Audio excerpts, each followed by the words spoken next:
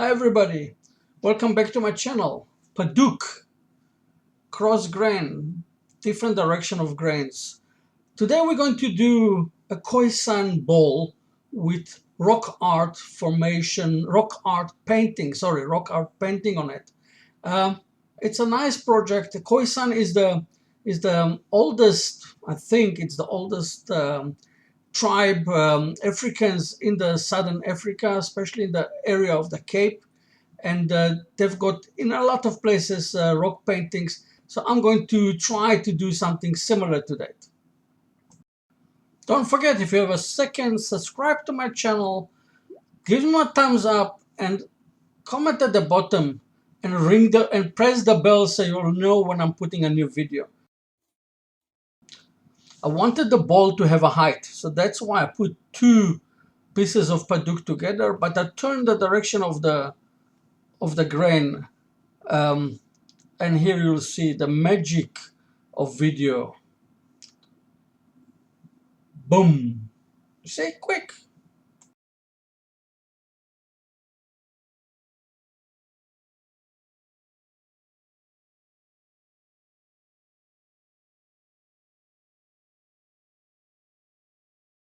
At first, I'm going to square it, and then I'll start shaping the shape of the ball. This time, I'm going to use a little bit of wood, but I'm going to put a tenet and not the inset. So, because I need a lot of grip. So I'm putting a big tenet on. I need plenty of grip when I'll do the ball, the inside of the ball. I'll hollow it, and I don't want it to jump off from the lathe.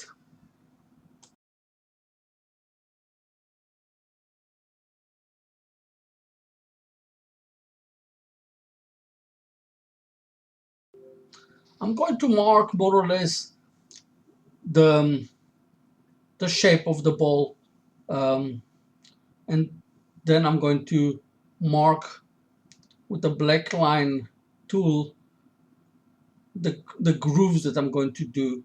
You'll see just now why I'm doing grooves.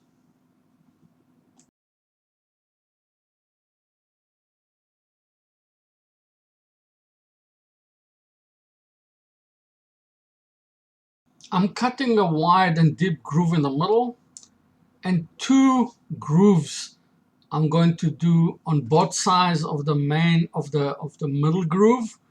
And the main groove that I'm going to do in the middle is going to be for the art that I'm going to do, and the two small ones, the narrow ones that I'm going to do on the side, it's going to be for just for decoration. But I'll have to finish first the shape of the ball, basically almost the end shape of this ball, before I can put the other two grooves, because I'm trying to do them more or less, not more or less, I'm trying to do them symmetrically. And it will be just for decoration lines, and you will see now how.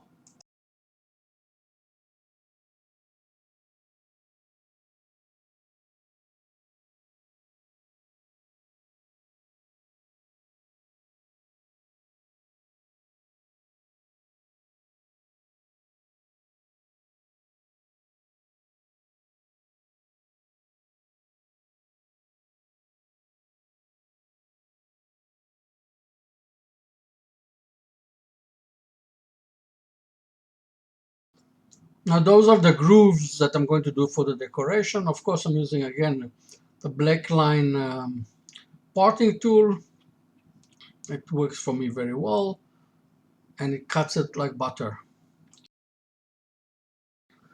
I saw a few people on the internet using something called milliput.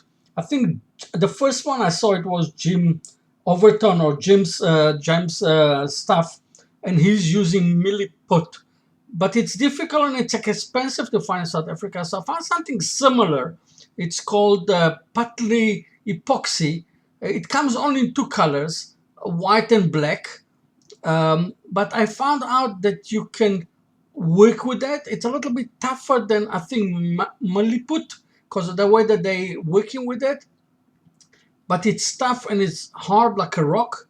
The only problem I found with it, chewing even the carbide tools, the tips. He chews them. It's like really working with steel.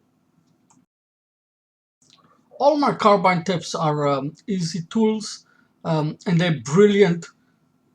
But even them, this putty, epoxy putty managed to blend, and I had to sharpen it. But by the way, I'm not getting any sponsorship from nobody, so I'm just giving you the information. You wanted to use it, you don't want it, you don't use it. And now I'm going to draw the animals and the Khoisan people running after animals, trying to hunt them, like the rock paintings. And the two lines on the side is going to be just for decoration. And I'm going to use um, the same color that the woods got, the paduk. I'm going to use also for the next time, the next putty that I'm going to do.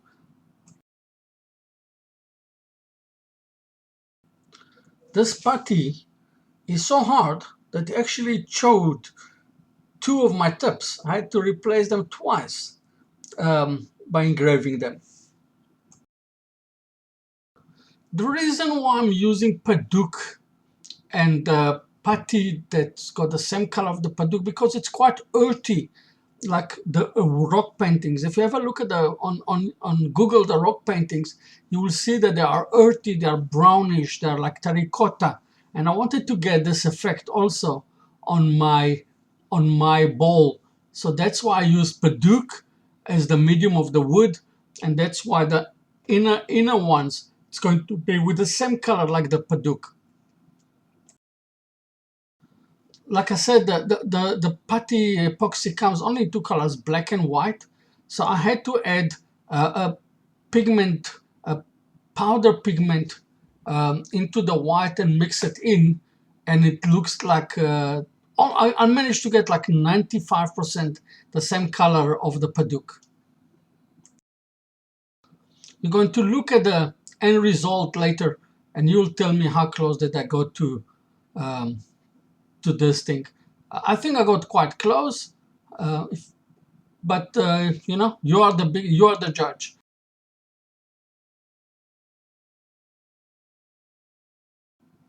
I'm using on the final finish. I'm using a negative tip insert, and it will smooth down the epoxy.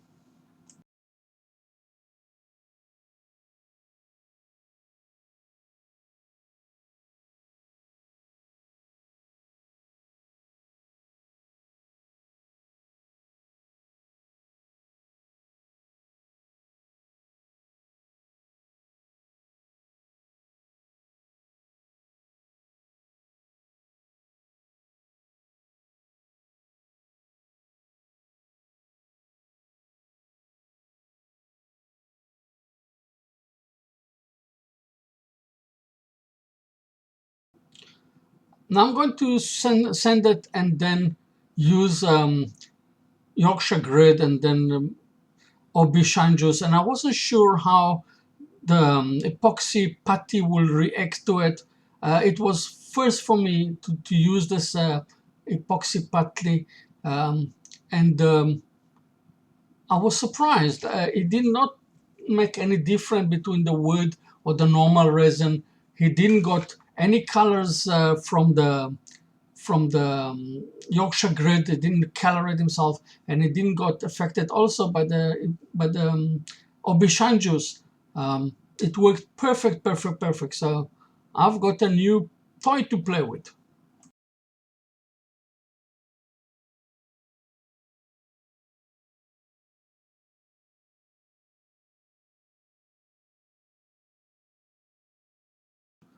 Look how beautiful the Paduk reacts to aubergine juice. It's it's a marriage made in heaven. I'm serious. It starts sparkling with colors and gold and red, and you'll see now, and it gets slower. It's unbelievable, the colors.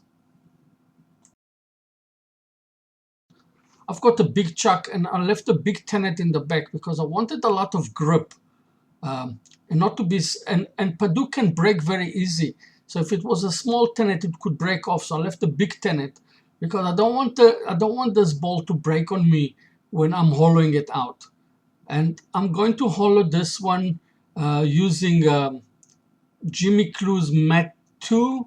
It chews wood like it's out of fashion. I like to work with it.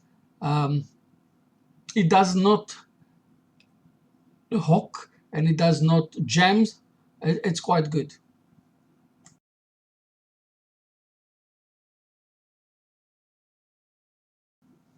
You'll see the picture is moving, but that's not because there is a vibration on the table. It's because me, with the helmet, I'm every time touching the camera, and I didn't notice it till I start editing the videos, and I'll have to move the position of the camera to a higher position, so my helmet won't touch it.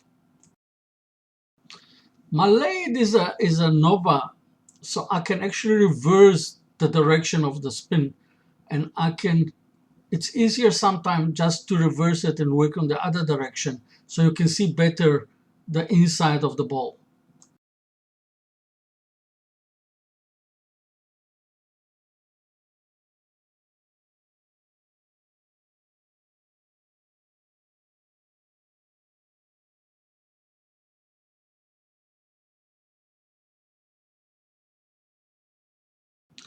I start sending it like I do usually from 120, but I found out there is few. And then I put also Yorkshire grid, and I found out there is few grains that stands out, and I can't get rid of them.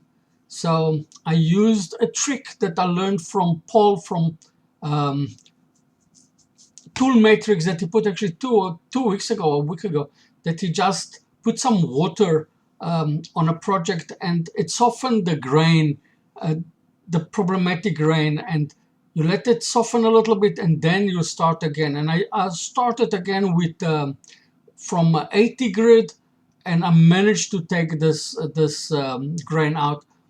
It's such a beautiful piece of wood.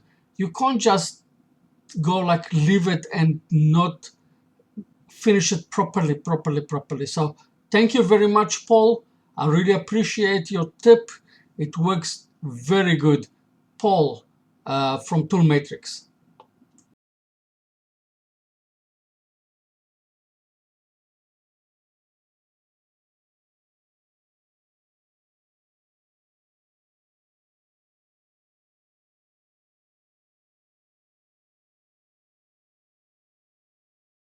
Look at this beautiful grain. Now I'm going to turn it around, going to put it on a big plate, and I'm going to remove the tenon that I created in the back. Hopefully it will hold and it's not going to fly on me. By the way, did you notice that so far I didn't hurt myself? I didn't cut myself. There is no blood. Something is fishy here.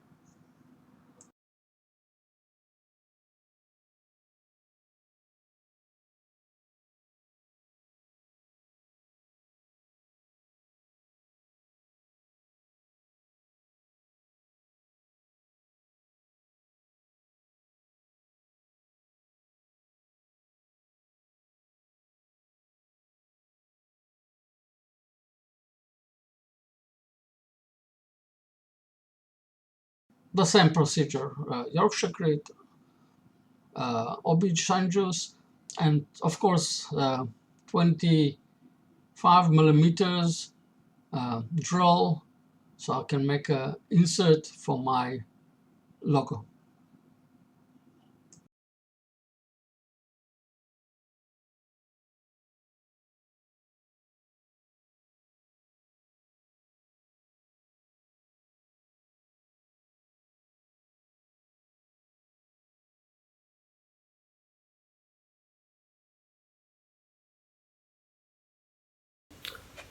Khoisan, the ancient inhabitant of southern Africa. Um, in plenty places they've got rock art, rock paintings, and I tried to create like a drinking bowl with rock painting on it. Look how beautiful the colors. Ah, this dog is making me crazy sometimes.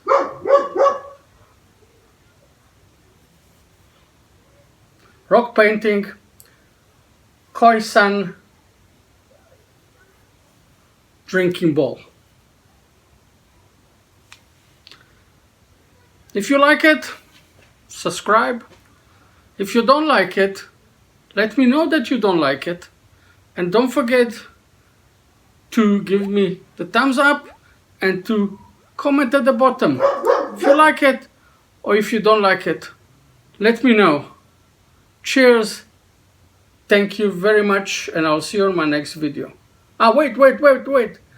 The next video will be a very special one. You remember the zebra that I made? I'm going to do something even more exciting than the zebra. I think. I hope. We'll see. Cheers.